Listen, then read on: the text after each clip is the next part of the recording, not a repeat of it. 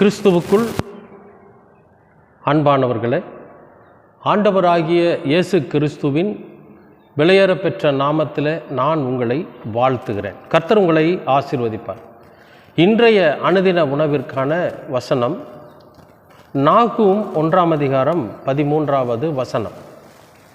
இப்போதும் நான் உன்மேல் இருக்கிற அவன் நுகத்தை முறித்து உன் கட்டுகளை அறுப்பேன். இப்போதும் நான் உன்மேல் இருக்கிற அவன் நுகத்தை முறித்து உன் கட்டுகளை அறுப்பேன். இது இயேசு கிறிஸ்து வந்ததுக்கு பிறகு நமக்கு சொல்லுகிற ஒரு வார்த்தையாக நாம் எடுத்துக்கொண்டோமேயானால், இது இயேசு கிறிஸ்து வருவதற்கு முன்பு பழைய ஏற்பாட்டின் காலத்தில் எழுதப்பட்டிருக்கிற ஒரு வார்த்தை. ஆனால் நமக்கு இப்போ கிறிஸ்து வந்ததற்கு பிறகு காலத்தில் நம்ம வாழ்ந்துட்டுருக்குறோம். அதனால் நம்ம இந்த வசனத்தை எப்படி எடுத்துக்கொள்ளலாம், இது நமக்கு எப்படிப்பட்ட ஒரு ஆவிக்குரிய ஒரு சுவிசேஷத்தை நமக்கு சொல்லுகிறது என்றால், இப்போதும் நான் உன்மேல் இருக்கிற அவன் நுகத்தை, அவன்னா யாருன்னு கேட்டிங்கன்னா பிசாசானவனுடைய நுகத்தை. இப்போதும் நான் உன்மேல் இருக்கிற பிசாசானவனுடைய நுகத்தை. நுகம்னா கடினம், சுமை, கடினமான சுமை. இந்த பிசாசு நம்மீது வைத்திருக்கிற அந்த பாவ சுமை, பிசாசு நம்மீது வைத்திருக்கிற சாபத்தின் சுமை, இந்த சுமைகளைத்தான் இங்கே ஒரு அழகான வார்த்தையாக சொல்கிறாரு. என்னன்னு, நுகம் என்று. இப்போ மாட்டுக்கெல்லாம் பார்த்திங்கன்னா, மாடு ஒரு வண்டியை இழுத்துட்டு போகுதுன்னு வச்சுங்களேன், அந்த மாட்டுக்கு 2 மாட்டுக்கும் மேலே கழுத்து மேலே ஒரு பார் ஒன்று இருக்கும். ஒரு மரத்தில் செய்யப்பட்ட ஒரு பார் ஒன்று வைக்கப்பட்டிருக்கும்.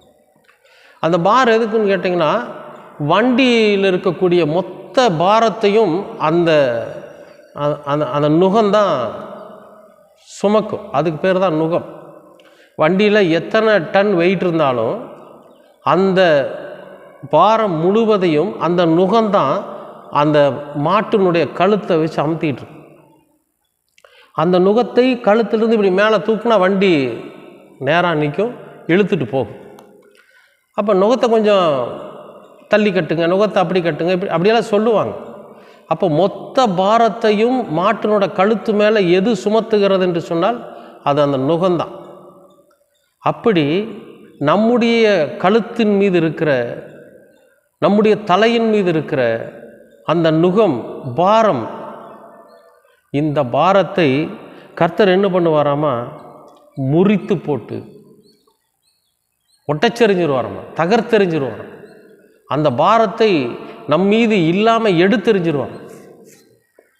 அதை லகுவாக்கி கொடுப்பாராம். அது மட்டும் இல்லை, உன் கட்டுகளை அறுப்பேன். உன்னை கட்டி, உன்னை அடிமைப்படுத்தி அந்த நுகத்தை உன் மீது வைத்திருக்கிறான் பிசாசான. ஆண்டவரே, நமக்காக எல்லாவற்றையும் அவர் இழந்தவராக எதுக்கு வந்தார்னு கேட்டிங்கன்னா, இந்த நுகத்தை நம் மீது இருந்து முறித்து போடுவதற்காகத்தான் ஆண்டவரே வந்தார்.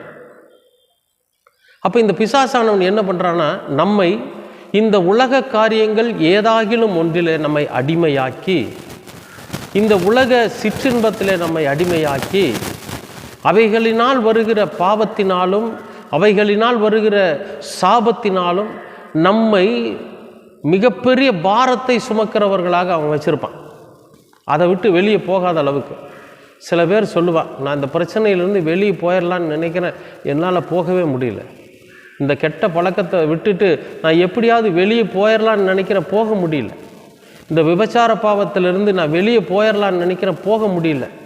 என்னால் முடியல, நான் முயற்சி தான் பண்ணுறேன், ஆனால் முடியலை அப்படின்னு எத்தனையோ பேர் சொல்லுவதை நம்ம கேட்டிருப்போம். ஏன்னா நாம் இந்த தீய பழக்கத்திலிருந்து, இந்த அடிமைத்தனத்திலிருந்து வெளியே வந்து கர்த்தரோட பிள்ளைகளாக நம்ம மாறிடக்கூடாது என்பது பிசாசானவனுடைய திட்டம். அதனால் நம்ம தலை நிமிர்ந்து பார்க்க முடியாத அளவுக்கு நம் மீது நுகத்தை, பாரத்தை வச்சு அமுத்துவான்.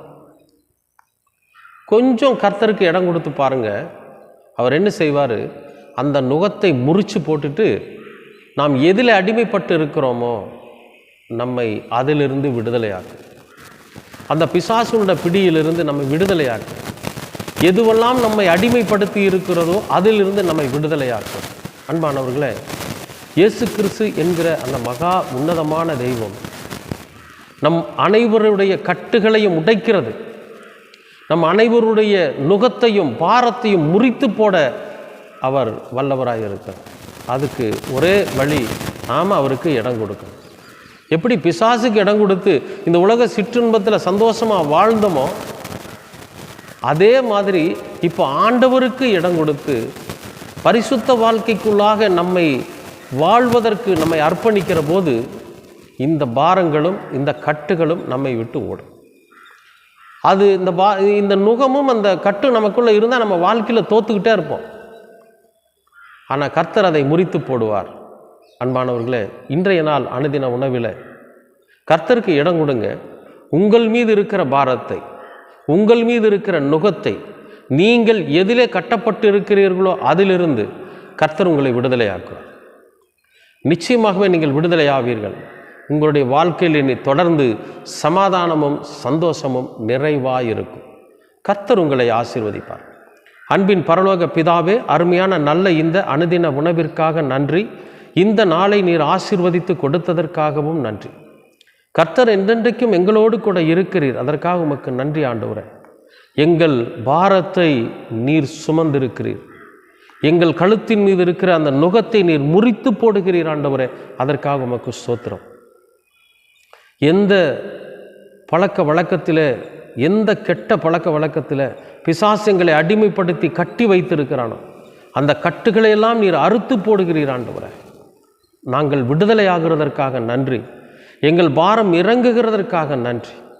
தொடர்ந்து நீர் எங்களை வழிநடத்த, நாங்கள் உம்மை விட்டு விலகி போய்விடாதபடிக்கு நீர் எங்களை பாதுகாத்து கொள்ளும். அருமை இரட்சகர் இயேசு கிறிஸ்துவின் வழியாய் கேட்கிறோம் நல்ல பிதாவே. ஆமேன், ஆமேன், ஆமேன்.